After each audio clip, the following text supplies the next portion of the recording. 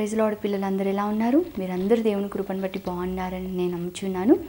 ఈరోజు మరి మనం లెసన్ నెంబర్ 17లో ఉన్నాము. ఎస్తేరు రాణి గురించి మనం కొన్ని మాటలు వినబోతున్నాము.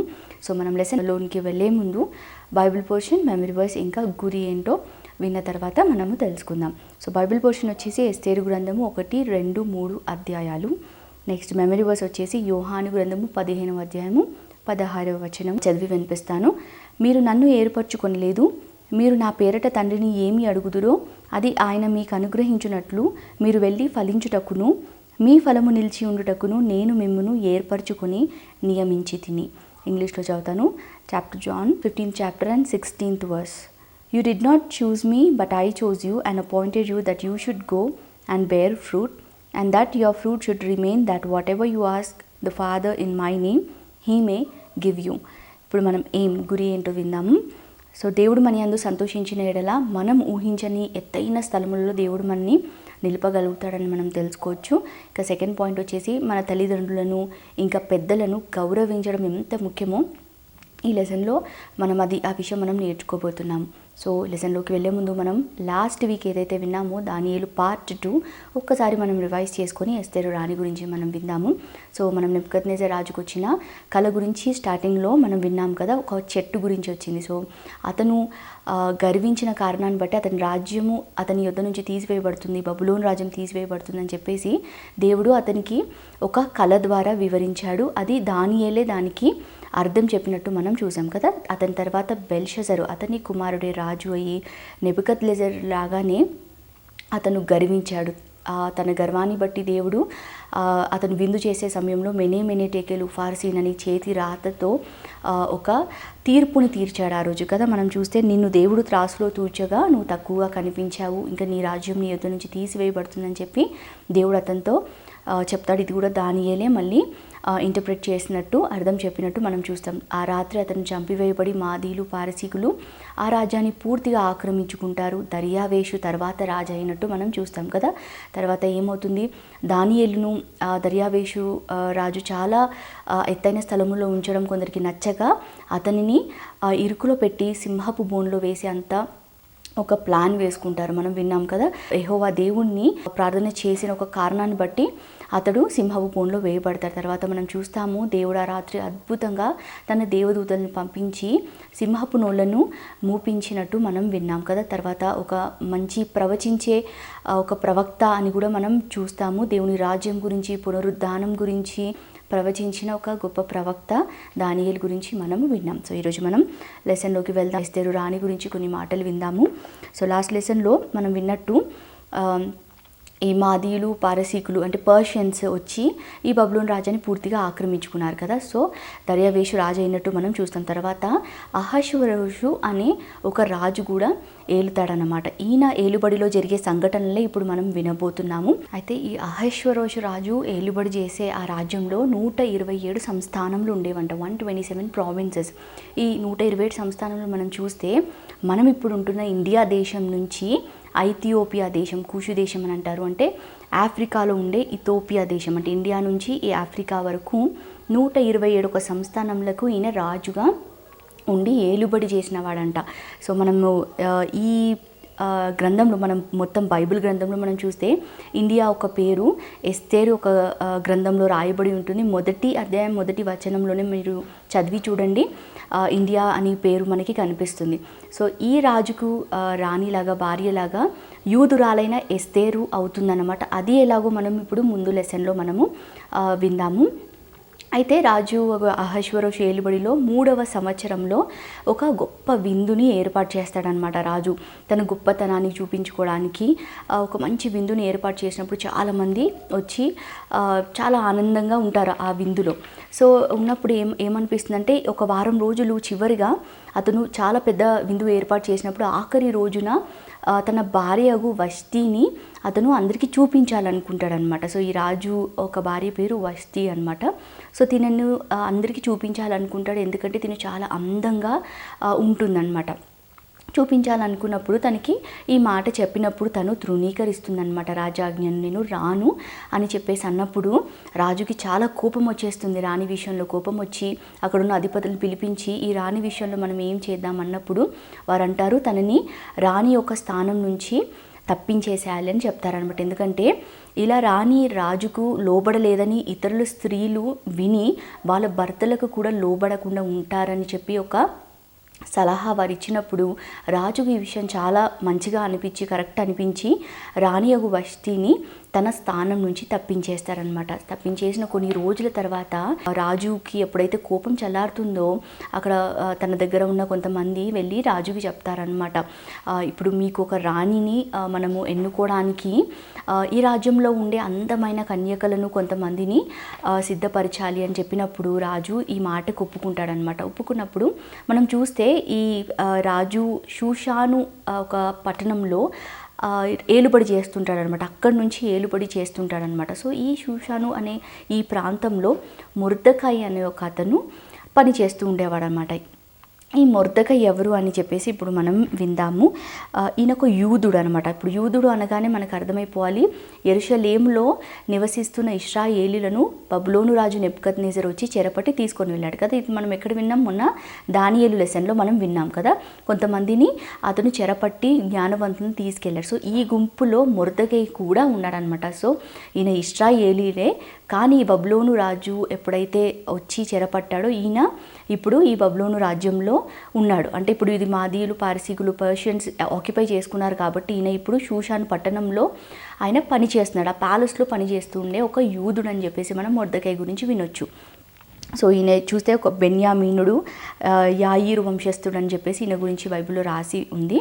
సో ఈయన తన పినతండ్రి కుమార్తె హదస్సాను ఎస్తేరును పెంచుకున్నాడనమాట. ఈ ఎస్తేరు అనే ఒక అమ్మాయిని పెంచుకున్నాడు. ఎందుకంటే ఎస్తేరు ఒక తల్లిదండ్రులు చిన్నప్పుడే మరణించారు కాబట్టి ఇతను తన సొంత కుమార్తెలాగా ఆమెని పెంచుకున్నాడంట చిన్నప్పటి నుంచి. సో ఇలా మనము ఎస్తేరు మొర్దెఖాయి గురించి వినబోతున్నాము. ముందు ఈ ఎస్తేరు పేరుకు ఒక అర్థం వచ్చేసి నక్షత్రము అని రాయబడి ఉంది. నక్షత్రం అంటే తెలుసు కదా మనందరికీ, స్టార్ అనమాట ఈమె పేరుకు అర్థము. సో ఈ ఎస్తేరు యొక్క తండ్రి పేరు చూస్తే అబీహయీలు అని మనం వినొచ్చు. సో తిను చూడడానికి ఎలా ఉండేదంటే చాలా అందంగా ఉండేదంట ఎస్తేరు. ఇంకా తను సుందర ముఖము గలదై ఉండేనని చెప్పేసి మనము ఎస్తేరు రాణి గురించి వినొచ్చు. సో మనం ఇందాక విన్నట్టు ఈ రాజుకి ఒక రాణిని వెతకడానికి చాలామంది కన్యకలను వీళ్ళు ఎన్నుకున్నారు కదా. సో ఈ గుంపులో ఈ ఎస్తేరు కూడా ఆ రాజ్యంలోనికి వెళ్తుందన్నమాట. సో రాణిగా అవ్వడానికి ఆ రాజ్యంలోనికి వెళ్తుంది ఎస్తేరు, యూదురాలైన ఎస్తేరు అనమాట. సో వెళ్ళినప్పుడు హేగే అనే ఒక వ్యక్తికి వీళ్ళందరినీ, ఈ స్త్రీలందరినీ అప్పగించినట్టు మనం చూస్తాం. ఇక్కడ మనం చూస్తే ఈ హేగే దృష్టికి ఎస్తేరు చాలా ఇంపైనదిగా, చాలా మంచిగా కనిపించిందంట. కనిపించి అతని యందు ఈమె దయ పొందిందనమాట. దయ పొంది సో ఇతను తనకి కావాల్సిన ఆహార పదార్థాలు కానీ, ఇంకా మనం చూస్తే 7 చెలికత్తెలు, అంటే తన కొరకు తన కింద పని చేయడానికి చెలికత్తెలను సహాయం చేయడానికి ఇచ్చాడంట. ఇంకా కావాల్సిన వస్తువులను, భోజన పదార్థాలను త్వరగా తనకిచ్చి, ఇంకా అక్కడ ఉన్న అంతఃపురంలో ఆ ప్యాలెస్లో తనకు ఒక మంచి ఉన్నతమైన స్థలాన్ని కూడా అతను ఏర్పాటు చేశాడన్నమాట. సో వెళ్ళడమే హేగే అనే ఒక వ్యక్తి చేత చాలా దయ పొందినట్టు మనం ఎస్తేరు గురించి చూస్తామన్నమాట. సో ఈ మొర్దెఖాయి ఎస్తేరుకి ఆ రాజ్యంలోనికి వెళ్ళకముందే ఒక మాట చెప్తాడు. ఏంటంటే నీ వంశం గురించి కానీ నీ జాతి గురించి కానీ నువ్వెవ్వరికి కూడా చెప్పకూడదని ఒక ఇన్స్ట్రక్షన్ ఇస్తాడనమాట. ముందుగానే ఒక మాట చెప్పి పంపిస్తాడంటే ఎస్తేరు రాని నేను యూదురాలను, నేను చెరపట్టి వచ్చిన గుంపులో ఉన్నదాన్ని అని చెప్పేసి ఎవరికి చెప్పకూడదని మొర్దెఖాయి ముందే చెప్తాడనమాట. చెప్పినట్టే తను ఎవ్వరికి తన గురించి రివీల్ చేసుకోదనమాట, తను చెప్పదనమాట. సో ఇలా కాలం గడిచిన తర్వాత తన సమయం వచ్చినప్పుడు ఎస్తేరు రాజు ముందు ప్రవేశిస్తుందనమాట. తను కనపరుచుకుంటున్నప్పుడు అక్కడ మనం చూస్తే స్త్రీలందరికంటే రాజు ఎస్తేరును ఎక్కువగా ప్రేమించాడంట. ప్రేమించి ఇంకా వచ్చిన వారందరికంటే ఎస్తేరు రాజు వలన దయాదాక్షిణ్యము పొందినట్టు మనం చూస్తాం. అన్నట్టు ఒక మంచి ఫేవర్ రాజు దగ్గర నుంచి పొందింది. మొదట హేగే నుంచి ఇప్పుడు ఏకంగా రాజు అంతమంది స్త్రీలలో ఎస్తేరు రాణిని చూసిన వెంటనే ఆ రాజుకి తన పైన ఒక దయ కలిగిందనమాట. ఎంత మంచి విషయం కదా. దయ కలిగి ఆ రాజు ఏం చేశాడంటే రాజ్య కిరీటమును ఎస్తేరుపై ఉంచి వష్టికి బదులుగా ఎస్తేరును రాణిగా నియమించినట్టు మనం చూస్తాం. సో ఆమె రాజ్యంలోనికి ఎస్తేరులాగా వచ్చింది, కానీ ఇప్పుడు తన పేరుకి ఇప్పుడు పక్కన రాణి అని చెప్పేసి మనము వింటాం కదా. ఇప్పుడు ఎస్తేరు రాణిగా తను మారినట్టు మనం చూస్తామన్నమాట. సో లెసన్లో మనం ముందుకెళ్తే రాణి అయిన తర్వాత ఎస్తేరులో మొర్దెకై విషయంలో ఏం మార్పు కూడా చూడలేమన్నమాట. అది ఎలా అయితే చిన్నప్పుడు మొర్దెకై తనని పెంచిన ఆ సమయంలో ఎస్తేరు ఎలా అయితే తన మాట వినిందో, ఇప్పుడు రాణి అయిన తర్వాత కూడా మొర్దెకై మాట వింటూనే వచ్చిందంట. ఇది చాలా మంచి క్వాలిటీ కదా. తను రాణి అయ్యానని ఎటువంటి గర్వం లేకుండా చిన్నప్పటిలాగే ఇప్పుడు కూడా రాణి అయిన తర్వాత మంచిగా తన మాటని విని తనకి గౌరవించినట్టు మనం చూస్తామన్నమాట. సో మనము ఇందాక విన్నట్టు తన జాతిని వంశాన్ని ఎవరికి చెప్పొద్దన్న మాటను కూడా తను చాలా మంచిగా ఒబే చేసి ఎవ్వరికి కూడా చెప్పలేదంట. ఇంకా మనం చూస్తే కొన్ని రోజుల తర్వాత రాజు అహేశ్వరోషుని చంపాలని ఇద్దరు ద్వారపాలకులు ప్లాన్ చేసుకుంటారనమాట. వాళ్ళు నిర్ణయించుకుంటూ ఉంటే మాట్లాడుకుంటూ ఉంటే ఈ మాటలన్నీ ఈ విషయాలన్నీ మొర్దెకైకి వినిపించి వెంటనే ఈ విషయం ఎస్తేరు రాణికి చెప్తాడనమాట. ఇట్లా జరిగిందని చెప్పినప్పుడు మొర్దెకై ఒక మాట చొప్పున తను వెళ్ళి రాజుకు వివరిస్తుందనమాట. ఇట్లా జరిగిందని. అప్పుడు రాజు ఎంక్వైరీ చేస్తాడనమాట. విచారణ చేస్తారు కదా, ఇది నిజమా కాదా అని చెప్పి. విచారణ చేసినప్పుడు రాజుకు ఇది నిజమని తెలిసి వెంటనే వారిద్దరిని ఉరి తీస్తాడనమాట. ఉరి తీసి అలా రాజు ఒక ప్రాణాన్ని మొర్దెకై రక్షిస్తాడు. కానీ ఎస్తేరు మొర్దెకై ఒక మాటని ఆ సమయంలో కూడా విని రాజు ఒక ప్రాణాన్ని కాపాడిందనమాట. సో ఇదొక మంచి క్వాలిటీ, మంచి గుణము మనము ఎస్తేరు రాణిలో చూడొచ్చు. రాణి అయిన తర్వాత కూడా ఎటువంటి మార్పు తనలో లేదు అనే విషయం మనము తెలుసుకోవాలి. ఇప్పుడు మనం హామాన్ అనే ఒక వ్యక్తి గురించి విందాము. ఈ హామాన్ అనే వ్యక్తి కూడా ఈ షూషాను కోటలోనే పనిచేసేవాడు రాజు దగ్గర. అయితే ఈయన యూదులకు శత్రువు అని చెప్పేసి మనము వింటాం బైబిల్లో. ఎందుకో మనము విందాము. అయితే ఒకరోజు ఈ హామాన్ అనే వ్యక్తిని రాజు బాగా హెచ్చించాడనమాట. హెచ్చించి అందరి అధిపతుల కంటే ఎక్కువ స్థానంలో, పెద్ద మంచి పై స్థానంలో ఇతన్ని ఉంచినట్టు మనం చూస్తాం. సో ఈయన రాజు ఇంకొక ఆజ్ఞని కూడా పంపిస్తాడు. అది ఏంటంటే ఈ రాజు యొక్క గుమ్మం వద్ద ఎవరైతే సేవకులు ఉంటారో వారందరూ కూడా ఈ హామానుకు సాగిలపడాలి, నమస్కరించాలని చెప్పేసి ఒక రాజు ఆజ్ఞ వస్తుందన్నమాట. సో ఈ సేవకులందరూ హామాను వస్తూ వెళ్తూ ఉంటుంటాడు కదా. అప్పుడు హామాను చూసిన వారందరూ ఏం చేయాలంటే ఆయనకి నమస్కరించాలని చెప్పేసి ఒక ఆజ్ఞ వస్తుందన్నమాట. కానీ మొర్దెకై మనం విన్నాం, మొర్దెకై ఎక్కడ పనిచేస్తాడు? ఈ కోటలోనే పనిచేసేవాడు, రాజు దగ్గరే పనిచేసేవాడు మొర్దెకై కూడా. కానీ మొర్దెకై ఎప్పుడు కూడా హామానుకు నమస్కరించలేదు.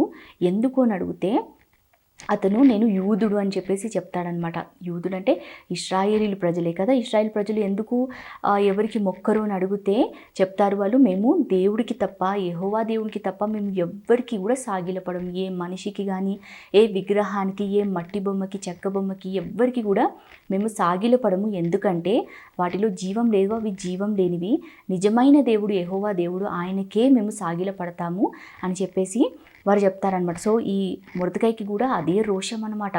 దేవుడికి తప్ప నేను ఎవరికి సాగిలపడని, ఈ హామాను ఎవరు అని చెప్పేసి ఆయన ఎప్పుడు కూడా హామానికి సాగిలపడలేదన్నమాట. సో ఈ మాట ఎప్పుడైతే హామాను వింటాడో, ఎప్పుడైతే ఆయన చూస్తాడో మొర్దెకై తనకి సాగిలపడలేదని చాలా కోపం వచ్చేస్తుంది. కోపం వచ్చేసి ఆయన మొర్దెకైని చంపాలనుకుంటాడు. ఒక చెడ్డ తలంపు అతనికి వస్తుంది. కానీ మళ్ళీ ఏమనుకుంటాడంటే ఒట్టి మొర్దెకైని చంపితే ఇది చాలా చిన్న విషయం అయిపోతుంది, చాలా స్వల్ప విషయం అయిపోతుంది మొర్దెకైని చంపితే. అయితే మొర్దెకైని చంపడం కాదు కానీ అతడు ఎవరో తెలుసుకొని అతని ప్రజలందరినీ కూడా చంపాలని చెప్పేసి ఇంకా భయంకరమైన ఒక చెడ్డ ఆలోచన అతని మనసులో పుడుతుందన్నమాట. పుట్టి అతను ఇప్పుడు ఎవరు ఈ మొర్దెకై యొక్క వంశం ఎవరు, ప్రజలు ఎవరని చెప్పేసి ఆయన విచారణ చేయడం మొదలు పెడతాడు. మొదలుపెట్టినప్పుడు ఆయనకి అర్థమవుతుంది, తెలుస్తుంది ఏంటంటే ఈ మొర్దెకై యొక్క యూదుడు అని చెప్పేసి ఆయన తెలుసుకుంటాడు. తెలుసుకొని ఆయనకు తెలుసు తన రాజ్యంలో అక్కడక్కడ యూదులు ఎవరైతే చెరపట్టి తీసుకొచ్చారో అక్కడక్కడ వాళ్ళు నివసిస్తున్నారు అని చెప్పి హామానికి తెలుసు అనమాట. సో వారందరినీ నేను ఇప్పుడు చంపాలని నిర్ణయం చేసుకున్నాడు అనమాట. కేవలం అతనికి సాగిల పడలేదు మొర్దెకై అని చెప్పి ప్రతి ఒక్క యూదుడిని ఒకటే రోజు హతమార్చాలని చెప్పేసి అనుకొని రాజుకి కూడా ఈ విషయం చెప్తాడనమాట. మీకు విరోధంగా కొందరు ప్రజలు ఇక్కడ ఉన్నారు, వారందరినీ హతమార్చాలని చెప్పేసి అతను దాని కొరకు 20,000 మణుగుల వెండిని కూడా పంపుతాడనమాట.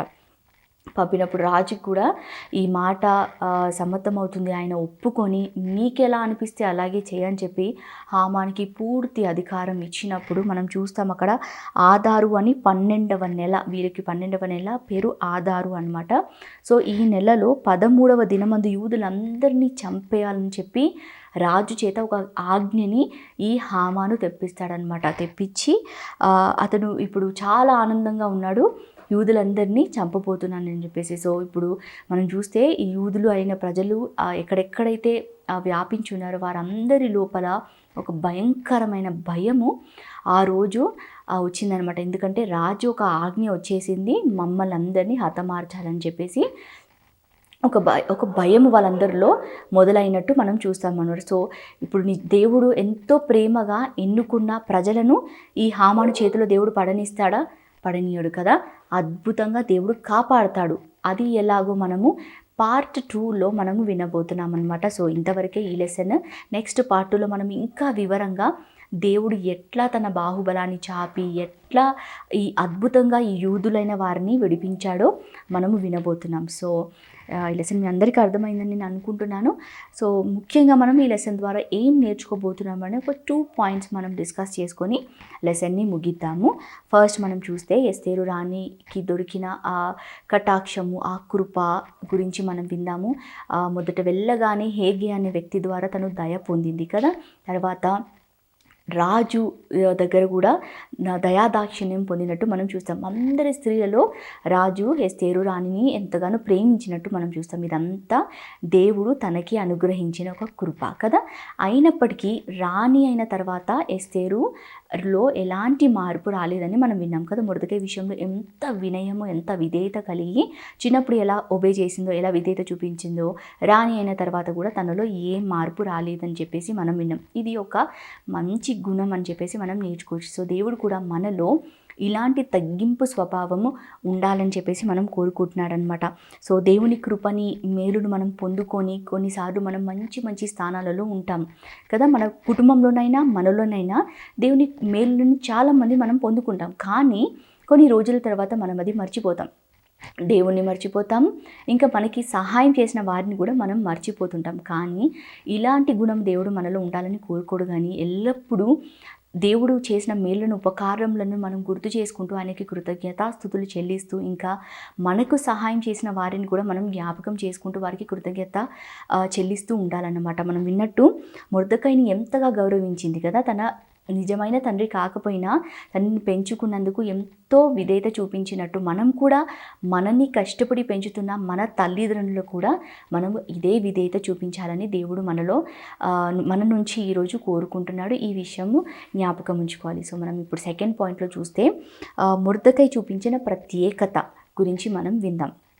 మొర్దెకై ఒక అన్య రాజ్యంలో ఉన్నాడు కదా. నిజమైన దేవుని సేవించని ఒక రాజ్యంలో ఉన్నప్పటికీ తను యూదుడని, దేవునికి సంబంధించిన వాడని చెప్పేసి తను మర్చిపోలేదు కదా. ఏ మనిషికి భయపడలేదు. నాకేదైనా జరుగుతుందో, ఈ హామానికి నేను నమస్కరించకపోతే నన్ను చంపేస్తాడేమో అని చెప్పి అతను భయపడలేదు. తనకి తెలుసు రాజు ఒక ఆజ్ఞని మితిమీరితే మరణ శిక్ష తప్పకుండా ఏ మనిషికైనా విధించబడుతుంది. అయినప్పటికీ ఏ మనిషికి భయపడలేదు. నా దేవుడికే నేను నమస్కరిస్తాను, నేను ఏ మనిషికి ఎందుకు సాగిలపడాలని చెప్పి ఆయన అన్యరాజ్యంలో ఉన్నప్పటికీ రోషం కలిగి ఉన్నాడు. అలాగే మనం కూడా ఈ లోకంలో మనం అనేకమైన ప్రజల మధ్యలో నివసిస్తున్నాం కదా. మనం చదువుతున్న ప్లేస్లో, మనము నివసిస్తున్న స్థలం ఎక్కడైనా సరే మనము చాలా అనేకమైన డిఫరెంట్ పర్సన్స్ మధ్యలో మనం జీవించాల్సి వస్తుంది. కానీ మనలో కూడా దేవుడు ఇదే ప్రత్యేకతని కోరుకుంటున్నాడు. మనం ఎవరి మధ్యలో ఎవరితో ఉన్నా మనము దేవుని బిడ్డలమని, దేవునికి సంబంధించిన వారమని చెప్పి మనం మర్చిపోకూడదు. ఆ దైవ భయము ఎప్పటికీ మన లోపల ఉండాలి. దేవుని భయం అనేది ఎప్పుడు మనలో ఉంటే మనం ఎప్పటికీ మారము, ఎవరు కూడా మనని మార్చలేరు అన్నమాట. సో మనం స్నేహితులతో ఉన్నప్పటికీ మనం దేవుని వారమనే మనం జ్ఞాపకం పెట్టుకోవాలి. అయితే మనము స్నేహితులతో ఉన్నప్పుడు వారికి సంబంధించిన వారిలాగా, లేదా మనం చర్చ్‌కి వచ్చినప్పుడు చర్చ్‌కి సంబంధించిన వారిలాగా, తల్లిదండ్రులతో ఒకలాగా, ఇలా మనము 2 ముఖములు కలిగి, 2 ఫేసెస్ కలిగి ఎప్పటికీ ఉండకూడదు. మనము ఎప్పుడు ఎక్కడ ఉన్నా దేవునికి సంబంధించిన వారమని మర్చిపోకుండా ఒక ప్రత్యేకత కలిగి ఉండడమే దేవుడు మనలో నుంచి కోరుకుంటున్నాడు. ఒకవేళ మనకి ఇది కష్టం అనిపిస్తే మోకరించి దేవుని మనం సహాయం అడిగిన ఎడల తప్పకుండా దేవుడు దానియేలుకి మొర్దెకైకి సహాయం చేసినట్టు మనకి కూడా సహాయం చేసి మనకు ఆ ప్రత్యేకతలో ఉండడానికి దేవుడు మనల్ని పైకి లేపుతాడని చెప్పేసి ఈ విషయం అసలు మనం మర్చిపోకూడదు అనమాట. సో ఇలా మనం ఎస్తేరు రాణి గురించి కొన్ని మాటలు ఈరోజు మనం డిస్కస్ చేసుకోవడానికి దేవుడు ఇచ్చిన కృపను బట్టి ఎంతో కృతజ్ఞతాస్తుతులు నేను చెల్లిస్తున్నాను. నెక్స్ట్ వీక్ మనం పార్ట్ 2లో ఇంకా చాలా విషయాలు నేర్చుకోబోతున్నాము. సో ఒక చిన్ని ప్రేయర్ చేసి మనం ఈ సెషన్ని ముగిద్దాం. పరలోకమందున్న మా తండ్రి, మీ పరిశుద్ధమైన మీ సన్నిధిని బట్టి మీకు వందనాలు ప్రభా. ఈరోజు మేము ఎస్తేరు రాణి గురించి విన్నాము. మీకు ఎంతగానో వందనాలు ప్రభా. మాకు ఈ సమయం ఇచ్చినందుకు, వింటున్న ప్రతి బిడ్డను ఆశీర్వదించండి. వారికి ఇంకనూ మీరు వాళ్ళ హృదయాలలో మీ వెలుగును నింపి మీరు తట్టి ప్రభా వారికి చాలా విషయాలు నేర్పించాలని ప్రభా మీకు మనవి చేస్తున్నాం ప్రభా. జరగబోయే సెషన్స్లో కూడా మీరు మాకు తోడుగా ఉండి మీ నామానికి మహిమ తెచ్చుకోనమని యేసయ్య అతి పరిశుద్ధ నామములో అడిగి వేడుకుంటున్నాను పరమ తండ్రి. ఆమెన్.